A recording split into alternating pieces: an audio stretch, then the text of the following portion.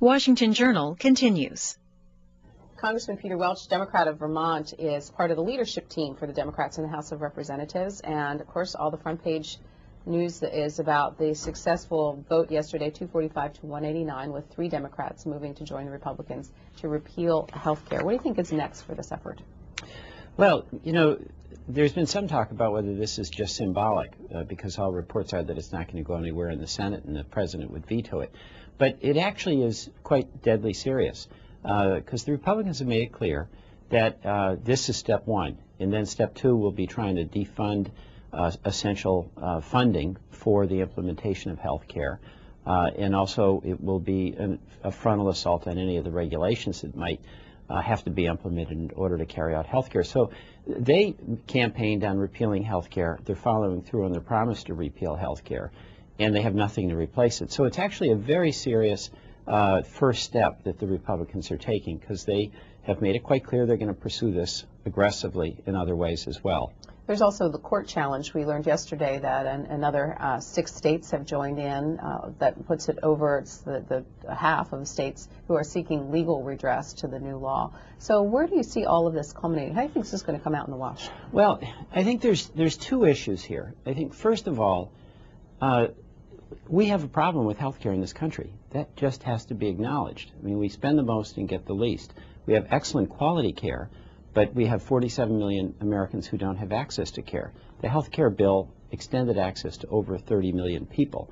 The health care bill also provided for some long overdue insurance reforms that American families desperately need. Let me just give a few examples, because these are the things that the repeal takes away.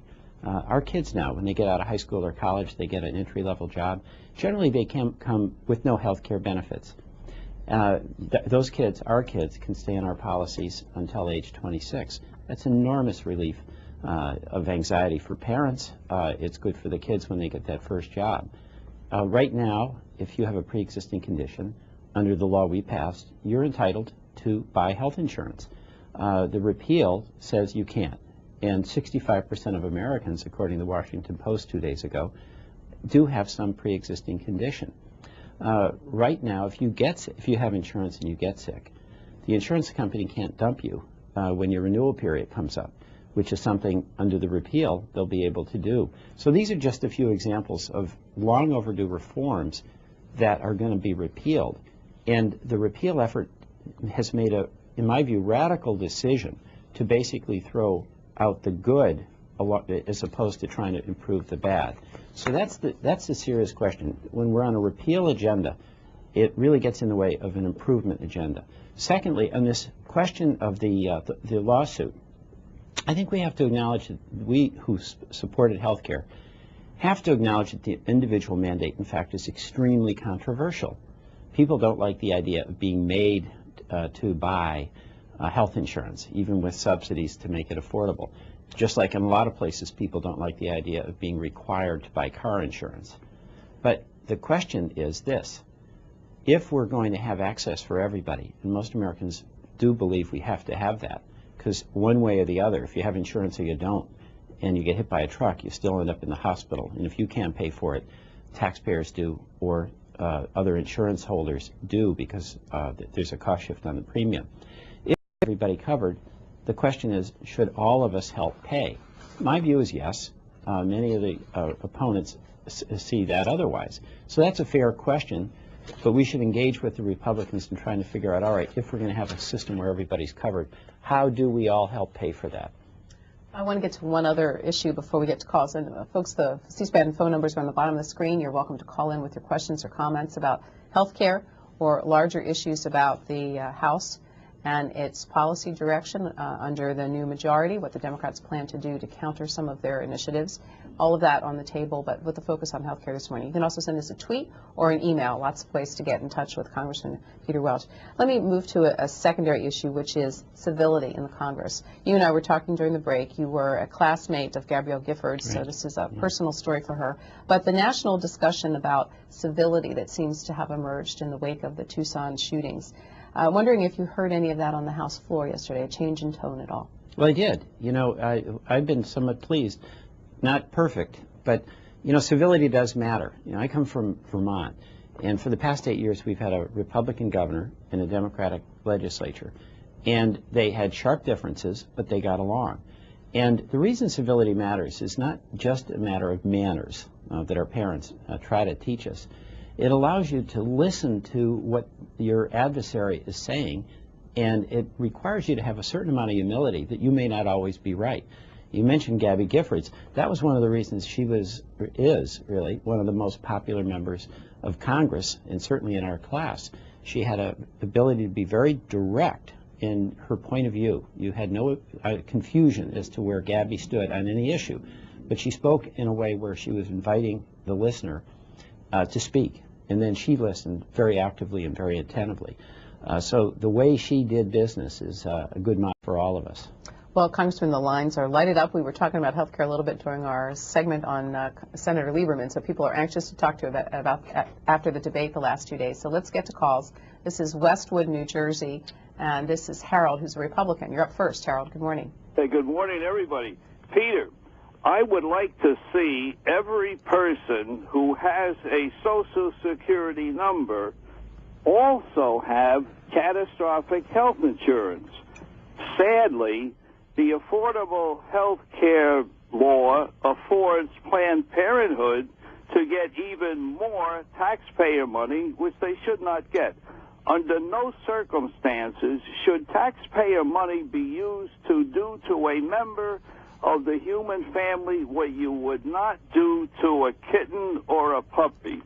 You would not tear the legs off or crush the head of a puppy or kitten. Before this day is done, Planned Parenthood is probably doing this to unborn members of the human family with taxpayer money. Democrats refuse to remove the pro-abortion language from the bill. Why? Well, let me just be specific. I disagree with you. You're quite wrong about that. The legislation does not allow for the use of taxpayer funds for abortion. I want to throw a question to you from Twitter. Jan Ness, Congressman, she writes, I know people who work only so that they can get health care. They don't need the money. Explain how the bill helps them. I'm not quite sure I fully understand the question. I guess it's the linkage between working and insurance. Well, you know, first of all, you're right. There's an enormous number of people work only because that's the only way they can get health care access. For instance, if you have insurance now and you want to change jobs under the repeal, you would not be able to do that without risking losing your coverage at all. And one of the good things about this legislation is that you're going to have portability with your health care. You're going to be able to go from job to job and not be locked into a job. But the cost of health care in this bill is we're providing significant subsidies for small businesses that want to provide health care. We're providing significant help to larger businesses and small businesses that have responsibilities for employee retired health care. And in fact, you're seeing some of the major companies like GE, like Comcast, like Microsoft that are opting into this plan, showing that they've made a hard-nosed business decision that it makes sense. And for individuals, I can't answer your question very specifically because I don't know the income cutoffs that you're talking about. But there are subsidies so that it essentially is an ability to pay approach that would allow people to be able to purchase the health insurance of their choice. Keep in mind, by the way, I was in favor of a public option and quite disappointed that we didn't include that in the bill. But this bill preserves the insurance-based model of providing health care coverage. So a lot of the characterization by opponents that it's a government takeover couldn't be farther from the truth. It's an insurance company provision that is going to provide the access to the health care. Let's listen to a voice from the other side. This is the new chairman of the House Ways and Means Committee, the Tax Writing Committee, Dave Camp, a Republican of Michigan, on why he supports repeal. The problem with this law, among its many faults, is it puts government at the center of health care decisions, not doctors and patients.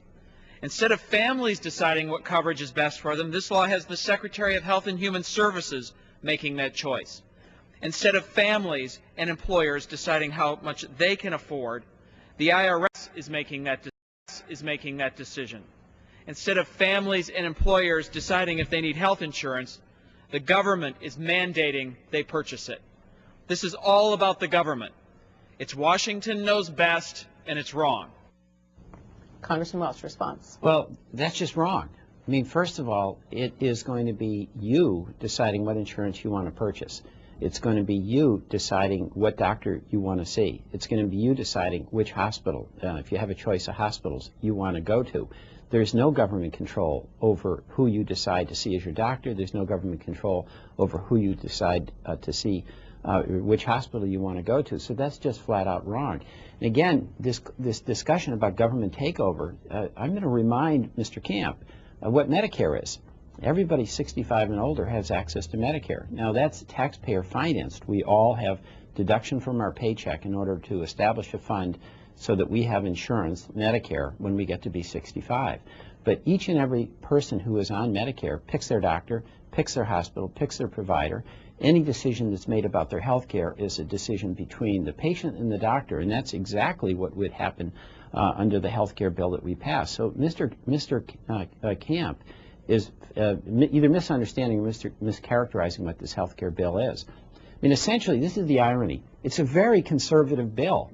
I wanted a public option so that you or I would have an option to go into a public plan, but we lost on that because of the Senate. So now what we have is an insurance-based approach where you or I can decide what insurance we want to buy, and then when we have insurance, we can decide what doctor, what hospital, what medical provider. In any health care decision, just as now, is between the patient and the doctor.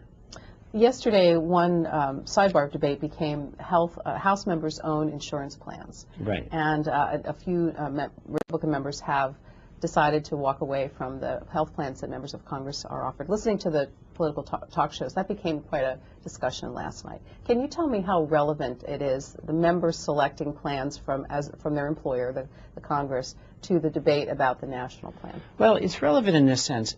A lot of citizens are skeptical of what Congress people do and what's going on in Washington, and they think the fix is in and that there's a good deal for congressmen that isn't going to be available to Americans.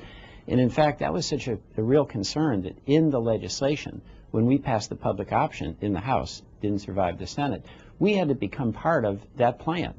The members of Congress were going to have to be in that plan. And as it stands now, we would have to be part of that plan as well. And I think there's a fair question on the part of citizens. If something is good enough for a member of Congress, it ought to be good enough for them. Or if it's good enough for them, it ought to be good enough for the members of Congress. So when it comes to credibility, I think having a plan that's available to citizens as well as members of Congress makes a lot of sense. Next call for you is from Little Rock. This is Staggy, is that correct? Democrat? Stagey. Stagey, good morning. Yes, I want to say that I hope the Democrats keep fighting to keep health care reform. And buying insurance across state lines is not the answer. I have a Cadillac insurance, and I ended up paying almost $10,000 in fees in addition to my insurance when my husband had one emergency room visit. We need health care reform. Please don't give up. And another thing I like to say, I don't want to be ugly, but Republicans always criticize Washington. Why do they go there? Stay home and fight in their state senates. Well, thank you. Comments in both cases, so if you can move on. All right. A tweet from Linda who writes, Representative Welch, you didn't lose on the public option. You didn't even mount a real fight for it. You can't lose a race you've never run. Well, I disagree. We did pass it in the House. We lost it in the Senate. And, we didn't have the votes in the Senate, and I don't control what happens in the Senate. But we did pass it in the House, and I'm with you. I wish we had been able to get that passed. I think it would have made a real difference. By the way, it would have saved another $110 billion in the cost of health care. Gadsden, Alabama is next, and you're going to have to help me with your name. Is it Twiana? It's Tawana. Tawana, good morning. Yes. Good morning. First time caller. I just have a couple of comments and a question. First thing is I wanted to know, I look at the repeal, the two-page repeal as a verse to the 2,500-page law, and I wanted to know how are they going to give people taxpayer incentive, taxes, tax breaks to have health care if people don't have jobs? Second thing, you talked about Ms. Gifford and God bless her, you know. But the thing is, and I'm not trying to be ugly, I just want to prove a point. How many of those people who were victimized that day, how many of those people had health care, you know? And last thing I wanted to mention was Hillary Clinton tried to pass health care when I was a teenager, and I remember watching it. It's not an easy thing to do. It's going to be complicated. Everybody knows that. But I think, you know, reaching across the aisle is so important in doing this, but actually understanding that it's a complicated issue and that it's not going to get solved in 2 pages, please. And I'll take my comment up there. Thank you. Well, you have a very good point about the reaching across the aisle. By the way, you know, in Vermont, where we have a tradition of moving ahead on trying to extend access and improve the quality of care through Republican and Democratic administrations, when I was the Senate President, Democrat, our Governor Douglas is a Republican, and we were pushing for a version of universal care. And the governor on the Republican side was arguing cost containment. The Democrats tended to argue access. We sat down and realized we're both right, that the only way you're going to extend access and make it sustainable is by controlling cost. And that's where the Republicans and Democrats here both have legitimate insights and should be doing, as you're saying, reaching across the aisle to try to find a way to meld the requirement of cost containment with the moral obligation to extend access to all our citizens. The USA Today opinion page, their editorial pro and con, is on healthcare today. The paper, House GOP makes its point on Obamacare now gets serious. The opposing point of view, they chose Joe Pitts, chairman of the Subcommittee on Health of House Energy. And here's one argument he makes. Obamacare is creating 159 new federal offices and tens of thousands of pages of new regulations. Later on, he writes, Obamacare ignores the laws of economics by growing government while promising to spend less. Well, see, it's just not, these are rhetorical arguments. I mean, health care, if we had no Obama bill, none, health care has been, its expense has been going up 2 and 3 times the rate of inflation, the rate of profits, the rate of wages. We have a serious problem in this country that we have this escalating cost of health care, and our ability to keep up with it financially is beyond our grasp. And that's true of the American healthcare system. The volume-driven, fee-for-service approach is a financial a money machine. And we have to change that one way or the other. But that is endemic in the American healthcare system and not the Obama system. And in fact, the Congressional Budget Office, which is the referee of how much a bill will cost, says that the repeal will actually add $230 billion to the deficit. So Mr. Pitts has got to address that concretely and specifically. You know, I want to say something. We get back here, and we had the election. The Republicans won. One of their big campaign plans was to repeal Obamacare. And Obamacare became an epithet. It was a million different bad things to a million different people. But when you break it down and get concrete, like should people have their kids on their policies till age 26, or should people with pre-existing conditions be able to buy insurance, or should people who get sick be able to renew their health care policy, Americans overwhelmingly support these kind of common sense reforms. And throwing everything out for a political gambit is a bad idea. We are now all elected, Republicans and Democrats, and the time for putting political points on the board is over. The time for making pragmatic progress for the American people is here. And that means you improve what you have. You don't throw everything out, to use Steve King's phrase, root and branch, the good with the bad. On the side in favor of getting serious about the health problems of the nation, here's what USA Today editorial team writes. See what you think of it. Ultimately, those who are really serious about hammering down costs have few big options, all politically radioactive. Restrict the use of expensive new medical technology and drugs, refuse to pay for expensive procedures or protracted end-of-life care, or cap the money government spends and shift costs to patients who will have to cut back or force providers to charge less. Making these kinds of difficult choices to prevent explosive healthcare costs from bankrupting the nation is going to have to be a bipartisan undertaking, as was saving Social Security in 1983. Well, see, some of those things we're going to have to wrestle with, obviously, but there are more elemental things that we can do and that we're starting to do in Vermont. 70% of our expenses are associated with treating chronic conditions like diabetes, like hypertension. And most of those cases are treated in our current model on a fee-for-service basis. So as you know, if you go into the hospital, you get a bill, you get an itemized bill for everything from the surgery room to the anesthesiologist to the Band-Aid. And if you have a chronic condition, then everything that is done is on this fee-for-service basis.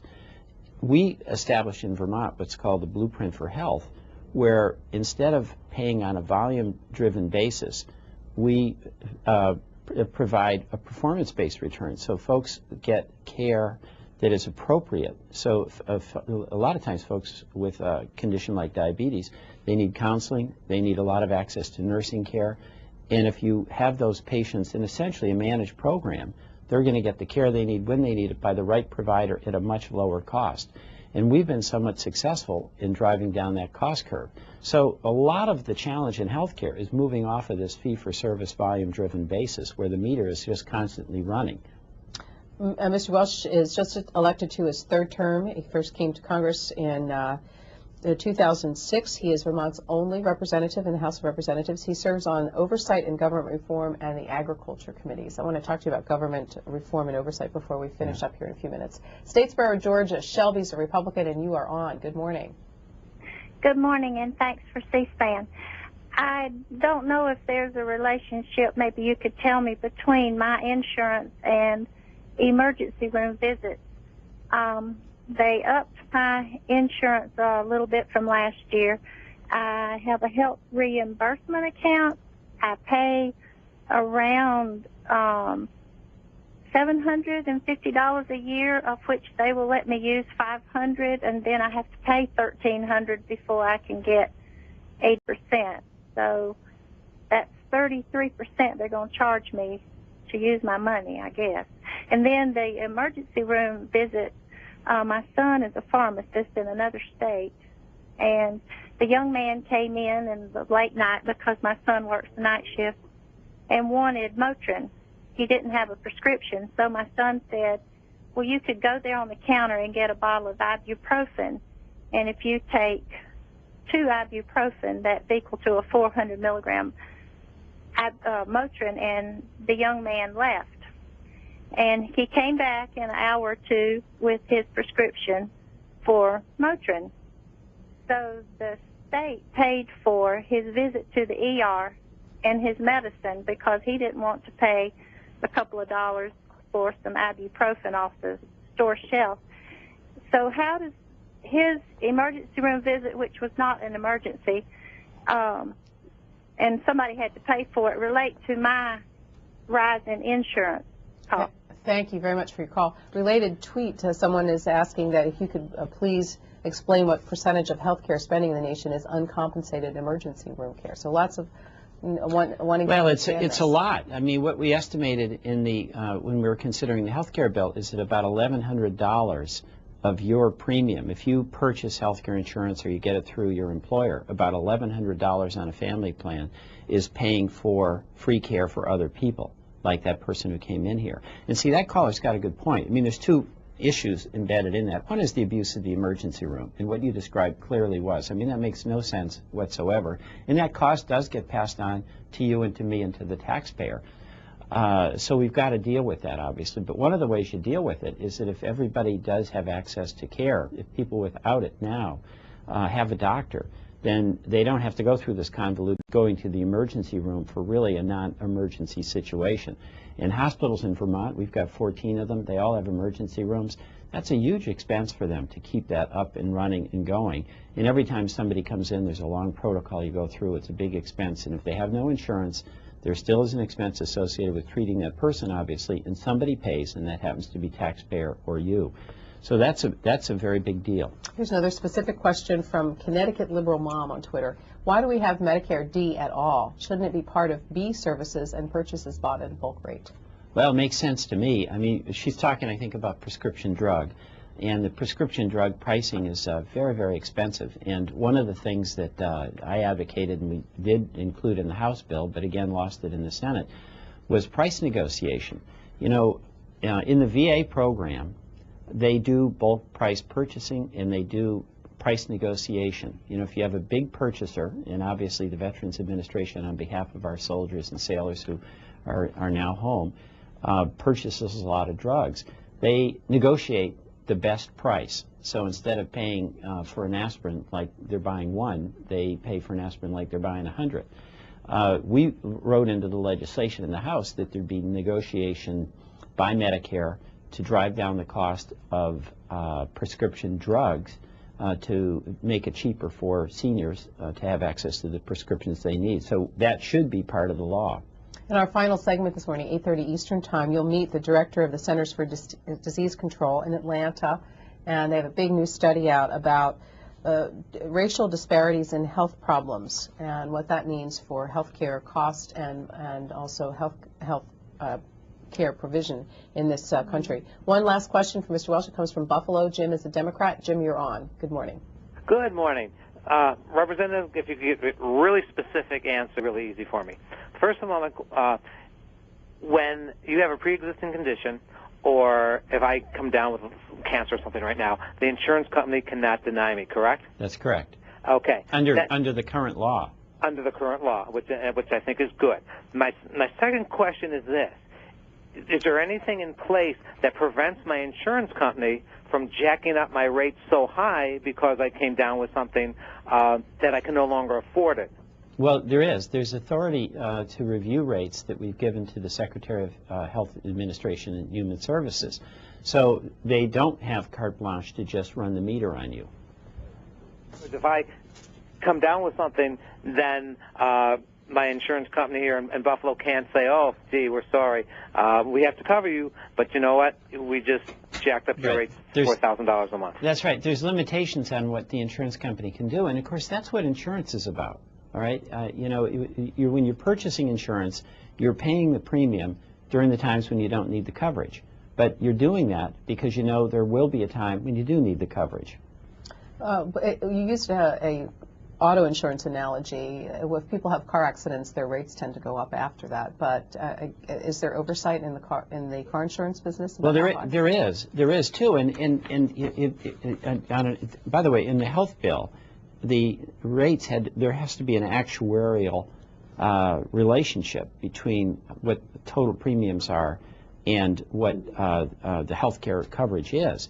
So over time, obviously, you're always going to be trying to calibrate what that will be and how it will affect rates. If more and more people get sick, then the cost overall of health insurance is going to go up. But should you have a system where you're punitively charged because you happen to be the person that does get cancer?